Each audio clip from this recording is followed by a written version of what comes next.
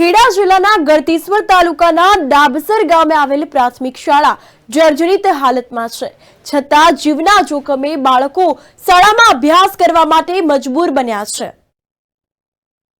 તો સરકાર દ્વારા સૌ ભણે સૌ આગળ વધેના સૂત્રો સાથે શિક્ષણના વિકાસની વાતો કરવામાં આવી રહી છે।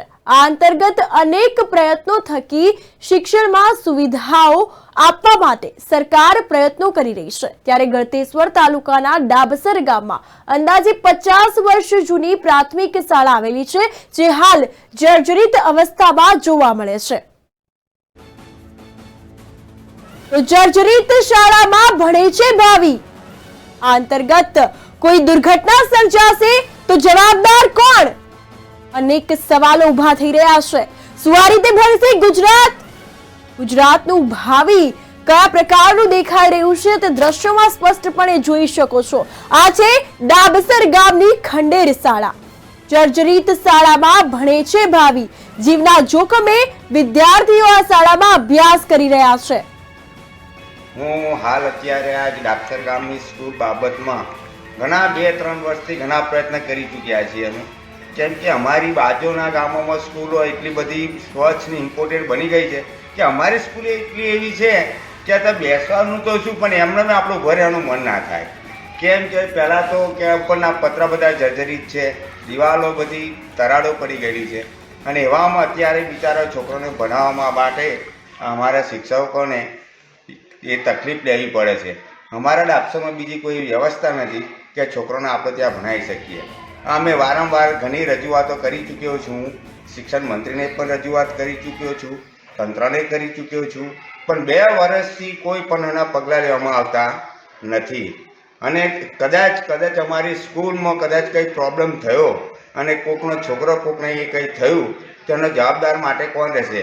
તો તંત્રને વહેલી તકે કહેવા માગું છું કે અમારી સ્કૂલ વહેલી તકે બને, અને તે એવી બને કે અમારે 2-4 મહિનાની અંદર બનીને સગવડ થવી જોઈએ, કેમ કે અમારી સ્કૂલ છોકરોને ભણવા માટે અમારા ડાબસરમાં કોઈ મકાન મળે એવું પોઝિશન નથી।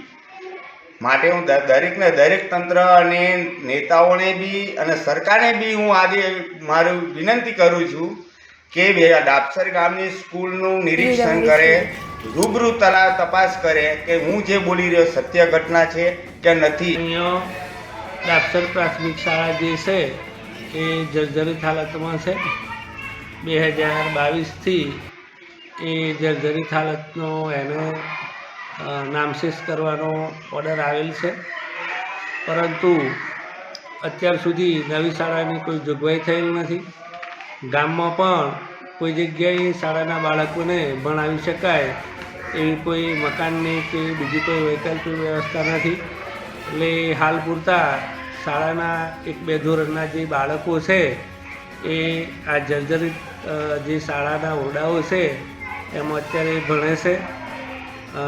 ગામમાં વ્યવસ્થા ના હોવાથી આપણે બાળકોને આ સ્થિતિમાં ભણાવવા પડે એવા છે। એટલે અત્યારે જો નવી શાળાને ટેન્ડર મંજૂર થઈ જાય અથવા તો નવી શાળા મંજૂર થઈ જાય તો બાળકોનું ભવિષ્ય સારું રહે, બાળકોને ભણાવવા જરૂરી છે। બાળકોનું શિક્ષણ બગડે નહીં, એટલા માટે અમે આવી સ્થિતિમાં બાળકોને અત્યારે ભણાવી રહ્યા છીએ। અમારી પ્રાથમિક શાળા ડાબસર 2 વર્ષથી જર્જરિત હાલતમાં છે। એમાં પ્રાથમિક શાળામાં છોકરો બેસે છે, એ કદાચ પડી જાય તો જવાબદાર કોણ? બરાબર।